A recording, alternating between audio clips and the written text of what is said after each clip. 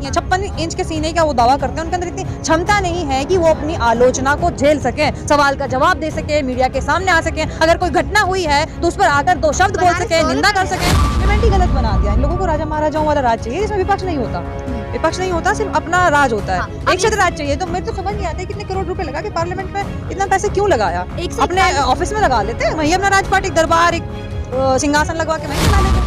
भीड़ में बेटियों को नंगा करके उनके बॉडी पार्ट्स पे, प्राइवेट बॉडी पार्ट्स को नोच के उनको भीड़ भगा रही है, दौड़ा रही है, सब कहाँ हुआ है? 56 इंची पीएम के राजपाट में तो ये सब हुआ है, तो इनके राज में कुछ भी हो सकता है। मोदी है तो मुमकिन। ये सुधीर तिहाड़ी, अंजना ओम कश्यप, ये जो बड़े बड़े जो चैनल है ना, जिनको लोग गोदी चैनल और गोदी मीडिया जिनको बोलते हैं, ये अमित शाह से सवाल नहीं पूछेंगे, ये मोदी से सवाल नहीं पूछेंगे। ये सुधीर तिहाड़ी आज भी सवाल राहुल गांधी के ऊपर उठाते हैं। स्मृति ईरानी ने सिवाय राहुल गांधी जी के खिलाफ आग उगलने के अलावा कभी मुंह खोला है? जब भी आती हैं तो अपना सीरियल वाला धोमता नाना शुरू करके हमेशा उनके खिलाफ ही कुछ ना कुछ बोलती हैं। आज तक उन्होंने देश की ना तो महिलाओं की बात की है। मैम क्या लग रहा है, जिस तरीके से मोदी जी ने कहा था कि पार्लियामेंट सबसे सुरक्षित है? नहीं, वो तो कहते हैं कि देश सुरक्षित है, देश सुरक्षित हाथों में है। हाँ। अब यहाँ तो देश की संसद ही सुरक्षित नहीं है। हाँ। तो देश कहाँ से सुरक्षित है? आप ये देखो ना। हाँ।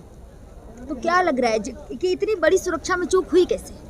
अब ये सवाल तो आप गृह मंत्री से करो, सुरक्षा में चूक कैसे हुई? ये सवाल आप, यही तो दुविधा है, ये सारे सवाल आप विपक्ष से पूछते हो। हाँ। अब ये हम थोड़ी ना बताएंगे कि सुरक्षा में चूक हुई कैसे।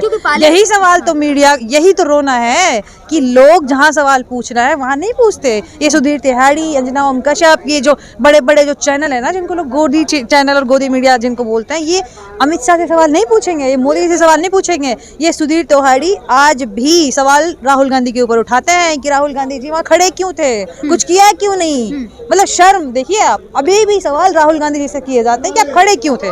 ये देश का दुर्भाग्य है। कहा जा रहा है कि अब राहुल गांधी के ऊपर भी कार्रवाई होगी। किस लिए? जिस तरीके से उन्होंने स्पीकर का अपमान किया। अरे भाई क्या करोगे, इससे पहले तुम डिस्क्वालीफाई कर चुके हो, उसमें तुम फेल हो चुके हो, करके देख लो फिर कोशिश। तो क्या लग रहा है? 150 लोगों को, 151 लोगों को आप सस्पेंड कर चुके हो, और कितनी नीचता की हद पार करोगे? 200 करोड़ में नया पार्लियामेंट बना और एक हमने लगा पार्लियामेंट ही गलत बना दिया। इन लोगों को राजा महाराजाओं वाला राज चाहिए जिसमें विपक्ष नहीं होता, विपक्ष नहीं होता, सिर्फ अपना राज होता है।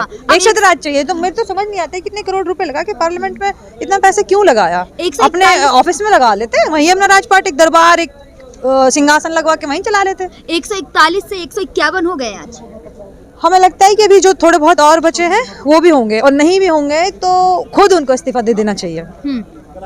अभी विपक्ष के जितने भी सांसद बचे हैं, खुद उनको इस्तीफा दे करके सबको एक साथ, एकजुटता के साथ सड़क पे आ जाना चाहिए। देखिए क्या लग रहा है, आज अब तक के इतिहास में ये पहली बार हुआ है कि निलंबित 151 सांसदों को किया है। यही तो जो इस देश में ये लोग कहते हैं ना, मोदी है तो मुमकिन है। हाँ। वो ये लोग सही कहते हैं। जो चीजें इस देश में आज तक नहीं हुई हैं, हाँ। वो चीजें इस देश में अब हो रही हैं। पहले कभी आपने नहीं सुना होगा कि भीड़ में बेटियों को नंगा करके उनके बॉडी पार्ट्स पे, प्राइवेट बॉडी पार्ट्स को नोच के उनको भीड़ भगा रही है, दौड़ा रही है, सब कहाँ हुआ है? 56 इंची पीएम के राजपाट में ही तो ये सब हुआ है, तो इनके राज में कुछ भी हो सकता है। मोदी है तो मुमकिन है। लेकिन मोदी जी कहते हैं कि भाजपा के राज में महिलाएं सबसे सुरक्षित है। अभी मैंने आपको मणिपुर का एग्जांपल दिया ना, इतना सुरक्षित है देश। अब ऐसे पहलवानों की बात ले लीजिए, इतना सुरक्षित है इनके राज में देश। एक बेटी को कहते हैं कि हिंदू धर्म में संध्या के बाद दाग नहीं देते हैं, एक बेटी को ये जला देते हैं शाख छुपाने के लिए। इतना सुरक्षित है महिलाएं के राज में। गांधी की एक वीडियो बहुत ज्यादा क्लिप वायरल हो रही, जिसमें वो कहते हुए नजर आए कि सांसद पे जो पार्लियामेंट में जो हमला हुआ है वो बेरोजगारी को लेकर। हाँ बिल्कुल, ये बात तो आज हमने भी बोली है। हमारे जितने भी स्पीकर आज प्रोटेस्ट में आए हैं, अलका लामा जी ने ये बात रखी है, नासिर हुसैन ने, जेवी माथुर जी, सिंधीवाल जी, सभी सीनियर लीडरशिप ने ये बात रखी है, और इसमें कोई दोहराई नहीं है। हम ये बात कहते हैं और फिर वो हम लोगों पर ही सवाल उठाते हैं कि आप उनके साथ हो। हम उनके साथ कतई नहीं है, हम उनके साथ नहीं है। हम ये बात कह रहे हैं कि इन समस्याओं का निपटारा कीजिए आज जो हुआ है कल को, ताकि दोबारा ये घटना ना दोहराई जाए। एक चीज और मैं यहाँ कहना चाहूंगी, अभी पूर्व सेना के पूर्व अध्यक्ष ने भी एक बहुत बड़ा बयान दिया है। ये जो अग्निवीर योजना इन्होंने निकाली है 4 साल के लिए, ये उसमें भर्ती करेंगे। हाँ। उनको सारी जानकारी मिलेगी देश की सीमा की, उनको किस तरह से हथियार चलाए जाते हैं, उनकी ये लोग शिक्षा देंगे, सब कुछ सीखेंगे। वो कल को आप मानिए जैसे हालात देश के अब हैं, 4 साल बाद जो बंदा आता है फिर वो बेरोजगार रहेगा, तो कल को वो क्या कर सकता है? जब एक बिना, जिनके पास कोई ट्रेनिंग नहीं है, वो लोग 4 लोग ऐसे संसद में घुस सकते हैं, और अगर बेरोजगारी का यही आलम रहा और अग्निवीर से वापस आए हुए लोग उन्होंने कोई ऐसा स्टेप लिया तो क्या होगा? बहुत बड़ा सवाल आज मोदी सरकार पर उठाया गया है। ऐसा नहीं लग रहा आप लोग बढ़ावा दे रहे हैं, भगत सिंह से तुलना कर रहे हैं? जो भी चीजें आज 10 साल होने को है, मौजूदा बीजेपी सरकार जो लोकतंत्र को बिल्कुल नहीं मानती, जिन्होंने संविधान का गला घोट रखा है एक तरीके से, आज उनको 10 साल होने को है। कुछ महीने बाद लोकसभा का इलेक्शन है और आज भी जो भी चीजें होती हैं उनके जिम्मेदार नेहरू जी हैं, राहुल जी हैं, कांग्रेस पार्टी है, विपक्ष है।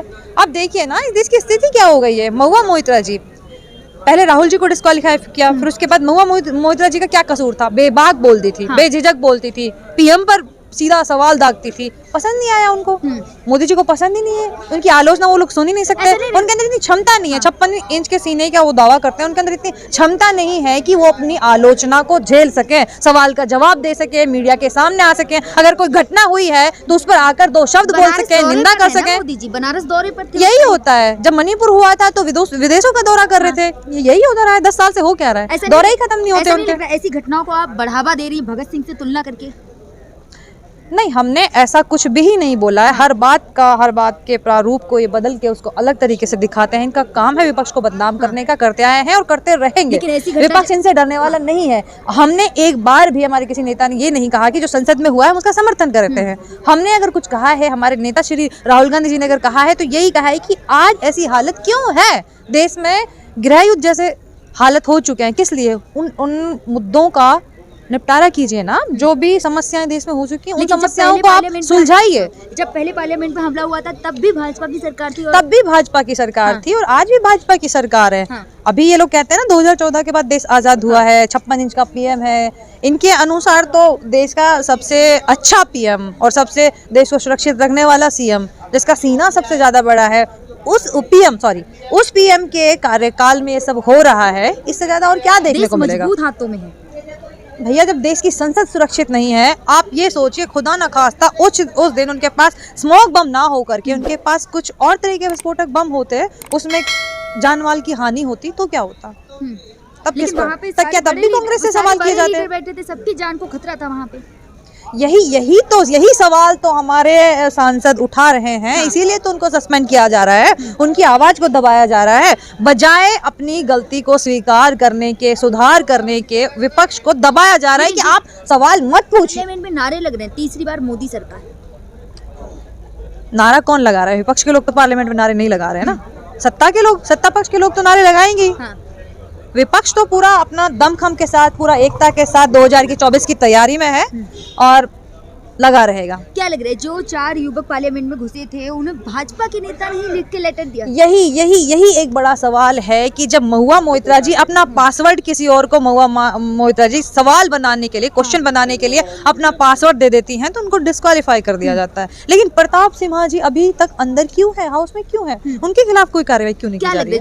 उनको सस्पेंड क्यों नहीं किया जाता? कलर बम लेकर अंदर घुसे थे पार्लियामेंट में, क्या बीजेपी के नेता ने जो लेटर लिख के दिया उसकी वजह से उनकी चेकिंग ठीक से नहीं हो पाई? देखिए, कहीं ना कहीं जिम्मेदार अंदर जाने के लिए तो जिम्मेदार वही हैं।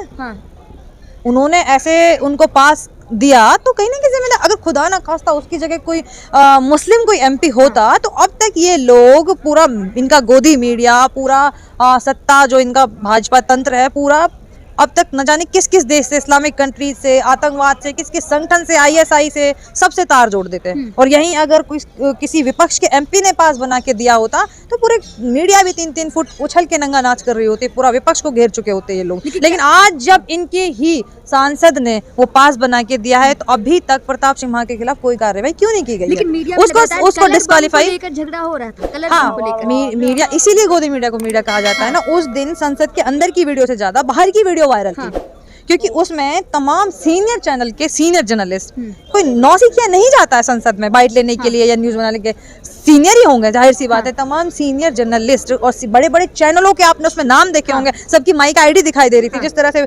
बिल्ली बंदर बाट हो रहा था, एक कहावत है बंदर बाट, उसको छीन रहे थे। पहली बात तो आप ऐसे उसको नहीं छीन सकते, उसको फॉरेंसिक रिपोर्ट के लिए उसको प्लास्टिक बैग में होना चाहिए था। और बाद में फिर एक सफाई देती है, ट्वीट करती है एक जर्नलिस्ट कि वो असली नहीं था, तो इसका क्या मतलब कि आप नकली लेके आई थी ऑन द स्पॉट? लेकिन क्या लग रहा है उसी के बाद जब अमीश देवगन अपने शो में वही कलर बम दिखा रहे थे तो कह रहे थे ये प्रूफ है इस बात का।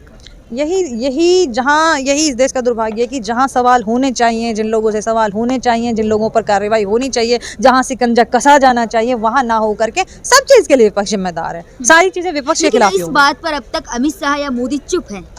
इसी बात के लिए क्यों? वो तो मणिपुर के लिए भी चुप थे, वो तो पहलवान बेटियों के लिए भी चुप थे, वो तो कोई भी घटना होती है सब पे चुप ही रहते हैं। स्मृति ईरानी भी चुप है। स्मृति ईरानी ने सिवाय राहुल गांधी जी के खिलाफ आग उगलने के अलावा कभी मुंह खोला है? जब भी आती हैं तो अपना सीरियल वाला धूमता नैना शुरू करके हमेशा उनके खिलाफ ही कुछ ना कुछ बोलती हैं। आज तक उन्होंने देश की ना तो महिलाओं की बात की है, ना ही उन्होंने रोजगार की बात की है, किसी चीज की किसी मुद्दे की बात उन्होंने आज तक की नहीं है स्मृति ईरानी। उनसे कोई उम्मीद लगा भी नहीं सकते।